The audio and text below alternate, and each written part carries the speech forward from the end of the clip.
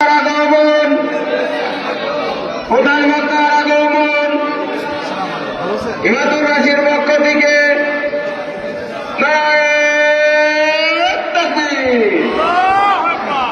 আমাদের ব্রেইনে আল্লাহ 86 billion neuron দিয়েছেন। কত বিলিয়ন?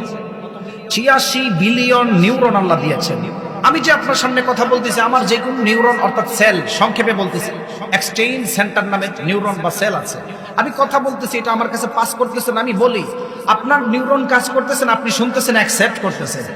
বিজ্ঞানের ভাষা অনুযায়ী এক্সচেঞ্জ সেন্টার নামে নিউরন বা সেল, মানুষের সেল কথা বলার সময় এত পরিমাণ হিট হয়ে যায়, এত পরিমাণ হিট হয়। আল কোরআন এন্ড মডার্ন সায়েন্স আলোকে বইটা পড়ে দেখবেন, এত পরিমাণ হিট হয় কথা বলার সময়, আদান প্রদান করার সময়। মানুষের এক্সচেঞ্জ সেন্টার ছোট নিউরন যেটা, এটা এত পরিমাণ গরম হয়, এটাকে পদ্মা নদীর পানি দিয়েও ঠান্ডা করা সম্ভব না। 86 বিলিয়ন নিউরন আল্লাহ দিয়েছেন, এর মধ্যে এটা হিট হয়। আল্লাহ এটা কিভাবে ঠান্ডা করে শোনেন। পাকিস্তানের একজন বিখ্যাত ডক্টর মাজেদ জামান উসমানী, উনি ইউরোপের একটা ইউনিভার্সিটিতে ফিজিওথেরাপির উপর শিক্ষা নেওয়ার জন্য সেখানে গিয়েছেন। ফিজিওথেরাপির উপর শিক্ষা নিতে গিয়ে তিনি বড় বড় দুইজন ডক্টর চার্লস ফাকনার, স্মিথ অ্যান্ড্রিস, ওনাদের কাছে সেখানে উনি ফিজিওথেরাপির শিক্ষার জন্য গিয়েছেন। পাকিস্তানের বিখ্যাত ডক্টর চার্লস ফাকনার এবং স্মিথ অ্যান্ড্রিসকে সেখানে তাকায়া দেখেন, সারা পৃথিবীর অধিকাংশ মানুষ তাদের স্পাইনাল কর্ড, তাদের অক্সিপিটাল লবে যখন সমস্যা হয়, তাদের কাছে শরীরের ব্যায়াম শেখার জন্য সেখানে যায়। কোমরের ব্যথা, পায়ের ব্যথা আমাদের আছে না নাই? পাকিস্তানের বিখ্যাত ডক্টর মাজেদ জামান উসমানী বলেন, আমি যখন চার্লস ফাকনার এবং স্মিথ অ্যান্ড্রিস ওনাদের কাছে ফিজিওথেরাপি শিখতে যাই, সেখানে গিয়ে দেখলাম 17 থেকে 18 প্রকার সাধারণ শরীরের রোগের চিকিৎসা আমাদের মুসলিম ধর্মের নামাজের ব্যায়াম দিকে শিক্ষা দেওয়া হয়। সুবহানাল্লাহ। আপনি চিন্তা করতে পারছেন? ইহুদি খ্রিস্টানরা কখনো চায় না একটা মুসলিম সভ্যতা উপরে উঠে যাক, ঠিক কিনা বলেন? ইহুদি খ্রিস্টানরা কখনো চায় না মুসলিম সভ্যতা উপরে উঠে যাক। এই নামাজের ব্যায়ামটাকে নামাজের ব্যায়ামে রাখে নাই। গুগলে সার্চ করবেন, ইউরোলিঙ্গো স্ট্রিক নামে তারা এটা চালাই দিয়েছেন, তাদের নিজস্ব গবেষণা বলে। অথচ আপনি 5 ওয়াক্ত নামাজ পড়েন, এই নামাজের মাধ্যমে আপনার 17 থেকে 18 প্রকারের রোগ আল্লাহ নিমিষেই সারায় দেয়। আল্লাহ রাব্বুল আলামিন কোরআন নাজিল করার মাধ্যমে সমস্ত কিছুর সমাধান দিয়েছেন। এই কোরআন নাজিল করার মাধ্যমে আল্লাহ মানব জাতির হেদায়েতের গাইডলাইন দিয়েছেন। এত কিছু জানার পরেও আমাদের সমাজের অধিকাংশ মানুষ আছে কোরআন পড়তে চায় না। এত কিছু জানার পরে আমাদের সমাজের অধিকাংশ মানুষ আছে কোরআন পড়তে চায় না, কোরআনের বিরোধিতা করে। তাফসীরুল কোরআন মাহফিল হলে তাদের বিরোধিতা করে, এমন মানুষ সমাজের মধ্যে আছে না নাই? আল্লাহ রাব্বুল আলামিন তাদের ব্যাপারে কোরআনুল কারীমের মধ্যে 3টা হুঁশিয়ার দিয়েছেন। কোরআনুল কারীমের 20 নম্বর সূরা সূরাতুত তাহা এর 124 থেকে 26 নম্বর আয়াতে দুনিয়ার মানুষদেরকে আল্লাহ জানানো, ওয়ামান আ'রাদা আন যিকরি ফাইন্না লাহু মাঈশাতান দানকা ওয়া নাহশুরুহু ইয়াওমাল কিয়ামাতি আ'মা ক্বালা রাব্বি লিমা হাশারতানি আ'মা ওয়া ক্বাদ কুনতু বাসীরা ক্বালা কাযালিকা আতাতকা আয়াতুনা ফানসীতাহা ওয়া কাযালিকাল ইয়াওমা তুনসা। আল্লাহ রাব্বুল আলামিন এই আয়াতের মধ্যে দুনিয়ার মানুষদেরকে ক্লিয়ার করে জানিয়ে দিল, ওয়ামান আ'রাদা আন যিকরি ফাইন্না লাহু মাঈশাতান দানকা।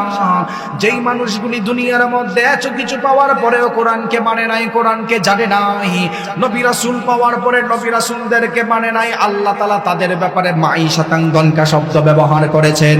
ইমাম ফখরুদ্দীন রাজি রাহমাতুল্লাহি আলাইহি 2টা ব্যাখ্যা করেন। যেই মানুষগুলি কোরআন পাওয়ার পরে কোরআনকে মানে নাই, নবী রাসূল পাওয়ার পরে নবী রাসূলদেরকে মিথ্যুক বলে গালি দিয়েছিল, ওই মানুষটার দুনিয়ার মধ্যে মধ্যে কখনো শান্তি পাবে না। মাঈশাতান দনকা এর দ্বিতীয় নাম্বার ব্যাখ্যায় মুফাসসিরিনে কেরাম জানালো, ওই মানুষটাকে যখন কবরে রাখা হবে কবরটাকে সঙ্গে সঙ্গে সংকীর্ণ করে ফেলা হবে। তৃতীয় নাম্বার শাস্তি সম্পর্কে রব্বুল আলামিন সূরাতুত তাহা এর মধ্যে জানালো, ওয়া নাহশুরুহু ইয়াউমাল কিয়ামাতি আ'মা। ওই মানুষদেরকে আল্লাহ হাসরের ময়দানে অন্ধ অবস্থায় লাঞ্ছিত করে হাজির করবেন। যেই মানুষদেরকে অন্ধ অবস্থায় হাসরের ময়দানে তোলা হবে, অন্ধ অবস্থায় হাজির হওয়ার পর আমার আল্লাহকে বলবেন, ওগো আল্লাহ, দুনিয়ার মধ্যে আমার চোখ ছিল, ওয়াকাদ কুনতু বাসীরা, কেন আপনি আমাকে অন্ধ অবস্থায় হাজির করলেন? আপনি তো দুনিয়ার মধ্যে চলার জন্য আমাকে নিউরন দিয়েছেন, চলার জন্য আপনি আমাকে স্কেলিটন দিয়েছেন, বডি স্ট্রাকচার, সুন্দর স্ট্রাকচার দিয়েছেন। ওগো আল্লাহ, কেন আপনি আমাকে অন্ধ অবস্থায় তুললেন? আল্লাহ তাআলা তাদের কথাটাও কোরআনুল কারীমের মধ্যে তুলে ধরেন। আল্লাহ রাব্বুল আলামিন বললেন, ক্বালা রাব্বি লিমা হাশারতানি আ'মা ওয়া ক্বাদ কুনতু বাসীরা। ওগো আল্লাহ, কেন আপনি আমাদেরকে অন্ধ অবস্থায় তুললেন? আল্লাহ তাদের জবাবে সূরাতুত তাহা এর মধ্যে জানালো, ক্বালা কাযালিকা আতাতকা আয়াতুনা ফানাসিতাহা ওয়া কাযালিকাল ইয়াউমা তুনসা। আল্লাহ তাআলা তাদেরকে বললেন, দুনিয়াতে কোরআন না মানার কারণে তোমাদেরকে হাসরের ময়দানে অন্ধ অবস্থায় লাঞ্ছিত করা হয়েছে।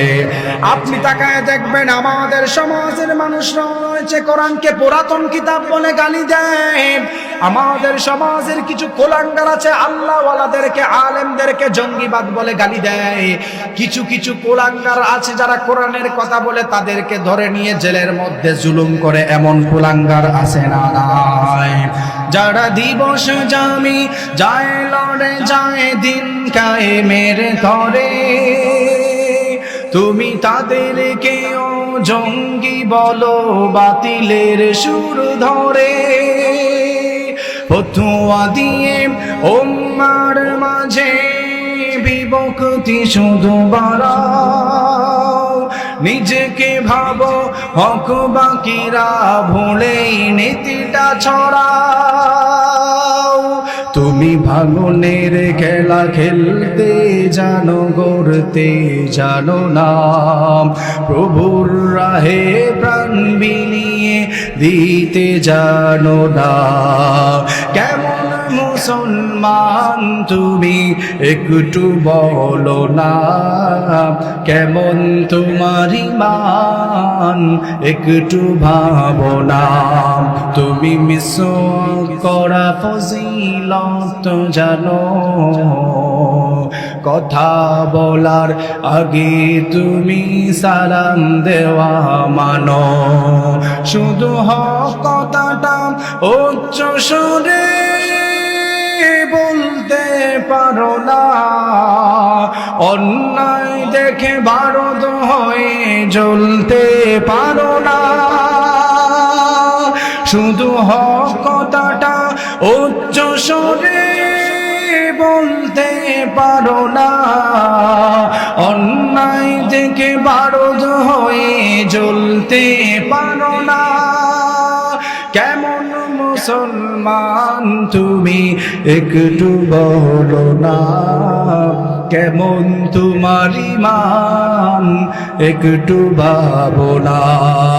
তুমি যেই কালেমার দাওয়াত দিলে বুকে টেনে তোলে, দেখো সেই কালেমার দাওয়াত দিয়ে কত জন আজ জেলে। তুমি যেই কোরআনের ওয়াজ করলে হাদিয়া তোহফা মেলে, দেখো সেই কোরআনের ব্যাখ্যা লিখে কেউ ফাঁসিতে ঝোলে। তুমি দুনিয়ার মোহে জীবনের মায়া ছাড়তে পারো না, খোদার রোজ আঁকড়ে ধরে বাঁচতে জানো না।